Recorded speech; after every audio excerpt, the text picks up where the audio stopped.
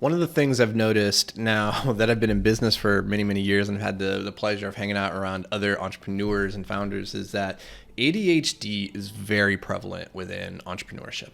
And I think the reason for that is the skills that come from being a person with ADHD lend itself very well to thriving in the chaotic environment that is business. Like creativity, curiosity, the ability to get hyper-focused and obsessed on things, the ability to pattern recognize, to be able to process things very quickly, to be able to pivot and adapt.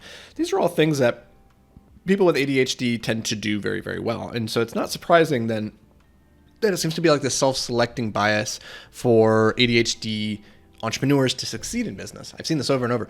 But with that said, there are also other aspects of business that the ADHD mind is not well suited for at all. And it's a real struggle. Like the organization, the attention to detail, these things can be really problematic. The meetings, the schedule, the routines, all those things.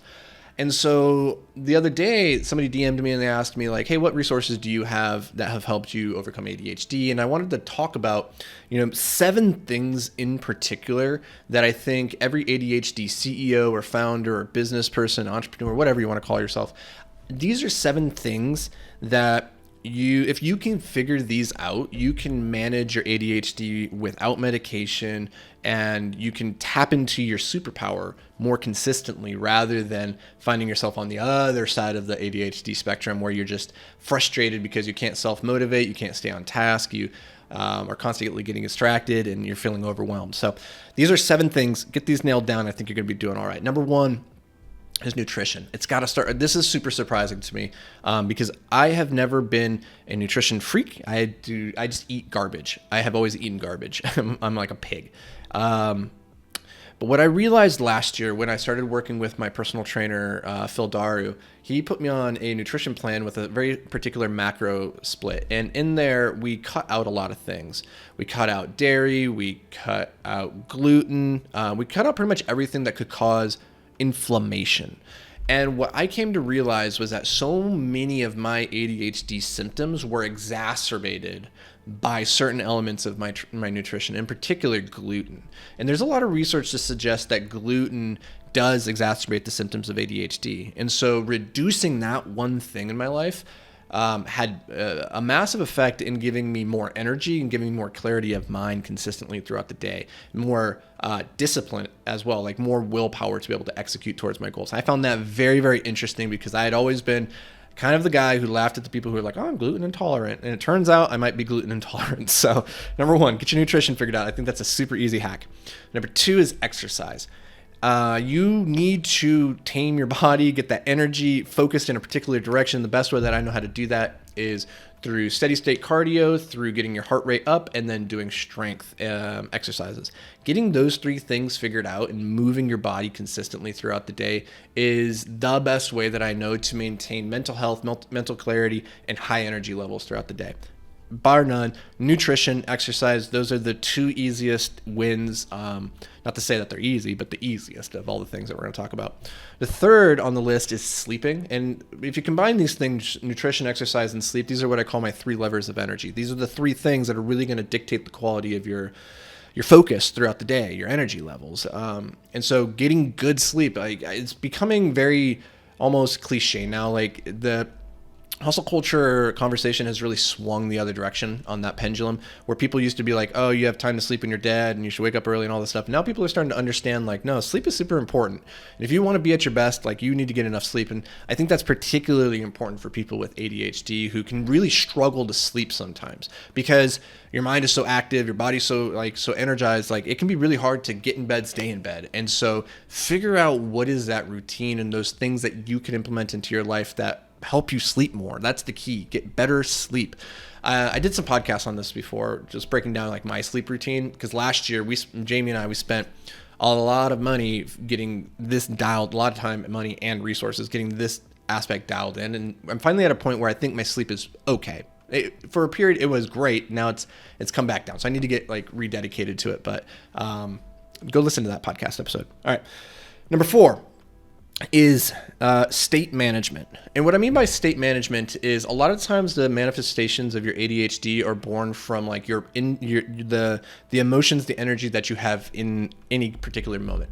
So anything that you can do to help prime your state and put you back into a better place is going to help. Now, what I mean in this instance of state management, though, is to recognize that your body is like your ability to focus, your ability to execute and do things is a result of like the chemical reactions that are happening inside your body at any given moment. And very often our emotions and our focus follow from our physiology. So there's things that we can do to manage our state that help put us into that place. And one thing in particular I'll put in front of you that's been very helpful for me is what I call poise management. Now, poise is an interesting concept where I used to teach this a lot in rock climbing when I was working with rock climbers who were competing at nationals or in the Olympics. Is that the key to performing at your best is to operate from a state of calm and directed focus. When you're competing in a sport where there's an opponent directly across from you, like in martial arts, maybe boxing or some kind of mixed martial art, it's very important that you don't show the other person that you're suffering, right? If you show them that you show that weakness, then they might take that as like the extra boost of energy that they need to find that next gear and kind of like get it over the top. So it's very, very important that you show this calm, collected poise throughout the engagement to give them nothing to latch on, to give them no hope. But when you're in an individual sport, it's kind of like, well, what's the point? Like, okay, put your try hard face on and grunt and give it all. But what I find is that your biology will follow through from that mindset that you have. If you come into it and say, this is not a big deal, I'm fine, I'm cool, calm, and collected, your body is going to respond in kind. And so state management for me is putting yourself in situations that intentionally stress your system, stress your biology, so you have the opportunity to deploy poise. And the ways that you can do this, there's many different ways. Cold showers, cold exposure is one of those. One that I've been doing recently is breath holding. I think this is a really interesting one because holding your breath for an extended period of time is going to put your body into a state where at some juncture it says you need to breathe now or you are literally going to die, and it will feel for a period of time like you are going to die, and yet that is just your body rebelling and your mind is in control. And you start to realize when you do breath work long enough that you can actually go much longer past that point of I'm going to die than you think. And it's by staying calm and poised during that period of time that you're able to tap into your full potential.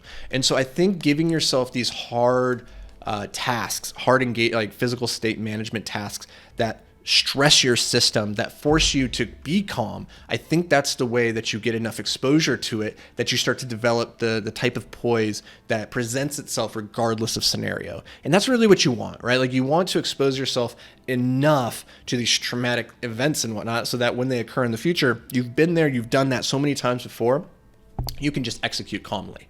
And so that's what I mean by state management. It's super important. It's been very valuable to me. I think about this as like a daily discipline practice. But what I want you to think about if you implement this into your life is like, how am I developing my poise today? How am I staying cool, calm, and collected in the face of stress? Put yourself in that stressful event and then work hard to stay calm in that moment. So get into the cold shower, take the cold plunge. Don't let yourself hyperventilate. Don't let yourself go, ooh, and don't make a big deal about it. Just stay calm and collected as you go through it. And that will prime you to go through life with poise, which a lot of times when you have ADHD, you're battling these extreme fluctuations of emotional roller coaster. It's like just being able to stay calm and collected and focused forward. That's the key sometimes. All right, number 5 is biological priming. Again, this is different than state management. State management is more of like an ongoing practice, whereas biological priming is what can I do in the moment to influence my biology when I'm stressed out.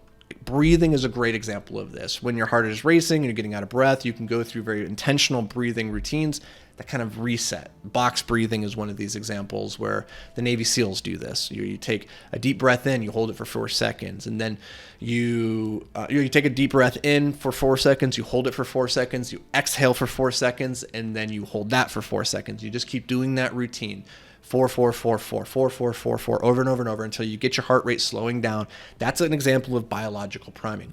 Another one is through olfactory manipulation. I use something called Boom Boom. I'm holding it right now. If you guys are watching on YouTube, you can go to Amplified Impact. You can see it's just a little tube, a little scent stick. This has cinnamon in it, which helps bring down my heart rate. So if I'm feeling overstimulated, I need to take a breath. I need to calm down. I need to bring it all down. This is what I use. When I'm feeling low energy and I need to escalate, like I'm about to go on stage and give a speech, I'll pull out some Boom Boom that has some peppermint in it, and that gets me excited. In the same way, you could have candles. You can have those going. I always like to have cedarwood and tobacco going when I'm working. It just puts me in a state that primes my biology. But there's all sorts of different ways that you can do this, right? Like you can do physical exercise. You could do air squats, push-ups. You could do your breathing. Like there's so many different ways that we can prime our biology. But understanding that those are levers you can intentionally pull gives you the power over your ADHD to be able to get into the zone that you need to. And the way I think about this is like your pre-game ritual. When I need to get focused and ready to do the hard work, I light my candle, take my Boom Boom, I put my headphones on, and I go, right? Well, there's some other aspects of it too, which I've broken down in other podcasts, but it's important to have that pre-focus ritual, I find personally, for ADHD at least, to be able to set the intention and say, now I'm focusing. This is what I'm doing and how long I'm doing it. Not just kind of backwards flopping into it and then hoping it all kind of works out. Number 6 is environment design. So much of focus is just the ability to resist distraction, right? And you can improve your ability to resist distractions by getting into the mental weightlifting gym every day. You can do focus exercises. You can meditate. That's important. Improving your capacity to focus is important. However, you can make it way easier on yourself by just making it so that distractions don't appear in the first place. And you can do that through intentional environment design. And what I mean by this is, how do you design your computer, your desktop, your phone, your screen? How do you design your office? All of these things go into helping you get into the zone and stay in the zone. I've done really extensive episodes on this and a deep dive video on the YouTube channel. Go to Anthony Vicino. You can check it out. It's called How to Unlock Hyperfocus on Command. That video breaks it down much more deeply. In addition to the 7th step here, which is gamification. Like the more that you can keep score when doing mundane activities, the more it's going to engage that kind of like competitive side of your ADHD brain. And you can pretty much gamify anything if you're creative enough, right? Like you can set a timer for 10 minutes and see how many emails you could get through. You could do the reverse of that and just see if you could get all emails done in 5 minutes, right? There's so many different ways that you can gamify a thing, whether that's laundry, it's cleaning the apartment, it's doing the work, making the phone call, see if I can get 100 sales calls in today, right? There's so many different ways that you can gamify it. And what you see is that when you observe kids playing games on the playground, the energy and the focus that they bring to the activity fundamentally changes the moment they all start keeping score.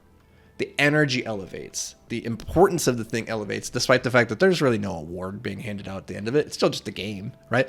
But this is one of the ways that you can kind of tap in and kind of trick your system into thinking this is more important than it is, or more fun than it is. Like games can be fun. And I think it's a really interesting way that I found to just make the mundane, unenjoyable things a little bit more enjoyable. And sometimes that's the key to getting the thing done. Because a lot of times, I don't know about you, but my ADHD brain can easily hyper-focus on stupid games, like really stupid children's games. And so it's not too much to ask that all I need to do is like set a timer sometimes and be like, I'm going to see how many, if I can go for the high score today on whatever activity is. So those are 7 things, 7 triggers, 7 ideas, 7 concepts to think about for, unlocking your full potential as, an entrepreneur with ADHD. So hopefully these bring you a little bit of value.